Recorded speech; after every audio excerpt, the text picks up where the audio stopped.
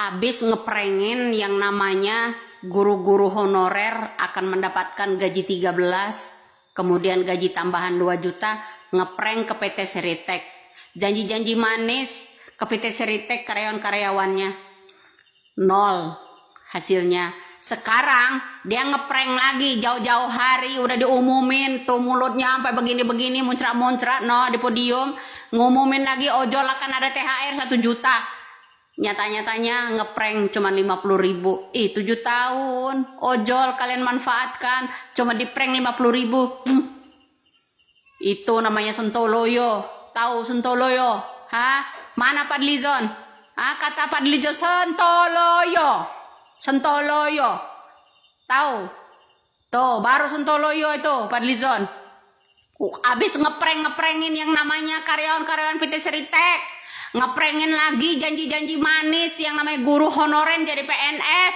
Ditambah gaji pula 2,5 juta guru-guru. Ya ditambah lagi gaji THR 13. Janji diumumin lagi pula yang namanya ojol akan mendapatkan THR 1 juta rupiah. Omong kosong. Tahu? Entut berut ngedabrus. Yap, sangat keras dan menohok apa yang menjadi komentar Nyai Widya terhadap Pak Prabowo. Nah, sepertinya Pak Prabowo sudah hatam menguasai ilmu ngibulnya Pak Mulyono. Dan kalau kita perhatikan, bahkan Pak Prabowo ini lebih ngibul daripada Pak Mulyono. Bayangkan baru sekitar 6 bulan atau 7 bulan ngibulnya sudah separah ini. Aduh, ini sangat-sangat mengkhawatirkan untuk negara kita yang tercinta. Kedepannya akan seperti apa? Apakah sesuai dengan prediksinya bahwa 2030 Indonesia akan bubar?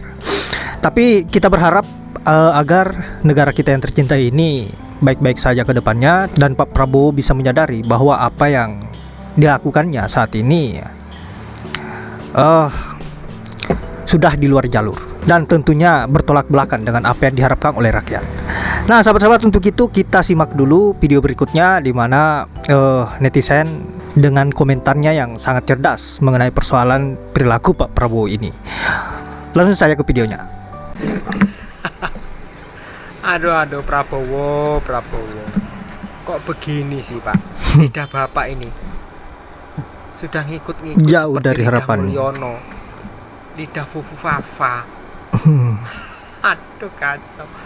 Saya jadi presiden, saya akan ngasih makan rakyat Indonesia. Saya akan bersama rakyat. Mana lu Bapak ini prihatin sama menteri-menteri Bapak. Saya prihatin sama menteri-menteri saya belum dapat THR. Loh, Pak Menteri itu sudah kaya-kaya, Pak. Apalagi menteri Bapak itu menteri lama-lama. Menteri yang dulu banyak tersandung korupsi, Pak. Itu miliaran duitnya, Pak, yang korupsi itu, Pak. Ya Allah, Pak, gimana Bapak ini? Kok malah Bapak pikirkan Bapak? Saya prihatin menteri-menteri saya belum dapat THR. Pak, honor tuh banyak, Pak. Honor yang 300.000 gajinya. Honor itu pun dibayar 3 bulan sekali. Honor yang 1 juta, yang 2 juta, yang 1,5, Pak. Itu honor, Pak. Malah kemarin ada yang dipotong itu honor, Pak. Pak, pikirin honor, Pak. Bapak ini katanya Bapak ini macan Asia terdengarnya ya. Saya dulu terlihat Prabowo ini macan Asia. Kok sekarang ini jadi macan sirkus? Gimana Bapak ini, Pak? Kacau. Indonesia pasti gelap.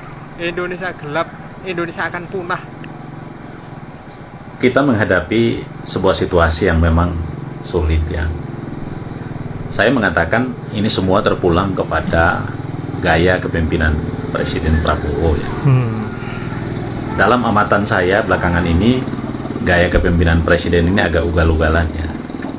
Pertama, dalam setiap pidato seringkali melontarkan kalimat-kalimat yang memang tidak pantas keluar dari mulut seorang presiden. Misalnya mengatakan bursa saham anjlok nggak apa-apa, saya bukan pemain saham, rakyat bukan pemain saham. Itu tidak pantas keluar dari mulut seorang presiden. Karena itu bisa memicu sentimen negatif pasar dan akan lebih parah kondisinya. Investor bakal tidak akan kembali karena menganggap presiden tidak memberi perhatian terhadap itu. Itu catatan penting. Kemudian yang kedua, biarlah mereka menggonggong terus, kita jalan terus. Itu sama saja menganggap kritik, masukan, saran dari masyarakat, kelompok kritis, kelompok akademisi itu sampah. Itu juga tidak mendidik, tidak pantas keluar dari mulut seorang presiden.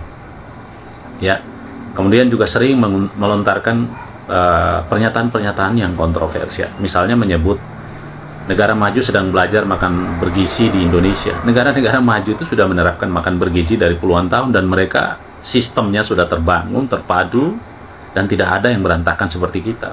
Nggak mungkin belajar kayak kita, Pak. Jadi hal-hal ini kemudian selalu mengatakan kita ini berantas korupsi, tapi faktanya apa? Berantas iya, ada kemauan, sedikit ada kemauan. Hanya kasus Pertamina lalu kemudian kita bilang berantas? Enggak juga, Pak. Banyak, Pak. Masih banyak korupsi.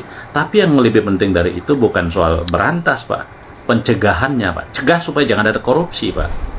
Kalau sikat orang itu sama saja ganti pemain, Pak. Kalau tidak perbaiki sistem, kenapa sih rancangan undang-undang perampasan aset koruptor itu tidak dibahas segera dan minta DPR untuk segera sahkan? Kenapa mendahulukan revisi undang-undang TNI, BUMN yang itu tidak kontekstual dengan kondisi hari ini? Kondisi hari ini negara dalam darurat korupsi. Bapak yang pidato kan, kenapa itu tidak dilakukan? Selesaikan undang-undang perampasan aset koruptor, kemudian revisi undang-undang KPK, bikin mandiri, Pak, bikin hukuman yang tegas, Pak. Saya bilang, Pak, penegak hukum yang main mata, hukuman seumur hidup, Pak. Koruptor, hukuman seumur hidup, Pak. Ambil asetnya, miskinkan dia, Pak. Bapak lakukan itu, baru kita percaya, Pak, bahwa Bapak memang benar-benar mau berantas korupsi, Pak.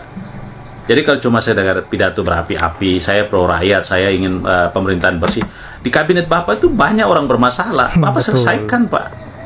Banyak orang yang terlibat korupsi, Pak, dan faktanya itu sering kali diungkap. Bahkan ada yang sudah diperiksa kejaksaan, ya. Tapi itu nggak pernah terbuka, Pak. Bapak tidak pernah mau menggubris, Pak. Tapi Bapak pidato seolah-olah di sekeliling Bapak itu orang bersih semua, Pak. Bersihkan dulu, Pak, di sekeliling Bapak, Pak. Dan lakukan apa yang Bapak janji itu wujud nyatakan supaya kita percaya, Pak. Saya bilang salah satu yang mereka ingin belajar dari kita adalah makan bergizi. Padahal kita baru mulai. Salam Aduh. demokrasi. Aku cuma mau ngingetin, betulnya itu Mr. Presiden, banyak negara yang Nyibul. belajar program makanan bergizi gratis. Kalau boleh tahu negara mana aja itu dan apa yang mereka pelajari dari program itu. Di sini aja masih belum jelas, masih amburadul.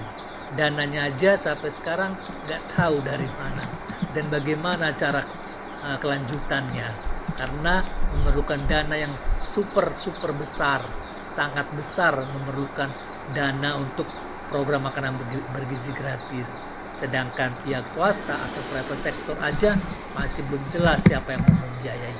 Ya masih amburadul gitulah.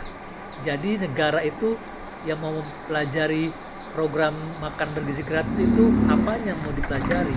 Amburadulnya kan nggak mungkin kan. Jadi ya janganlah mengeluarkan statement yang memang belum jelas. Betul. Sama seperti mantan lo, ingat kan? Dia bilang sudah banyak investor yang mau masuk untuk membantu pembangunan ibu kota Nusantara. Tapi ternyata mana? Nihil, nol. Itu IKN aja sekarang udah mangkrak kan? Jadi janganlah buat statement yang hanya untuk menghibur rakyat.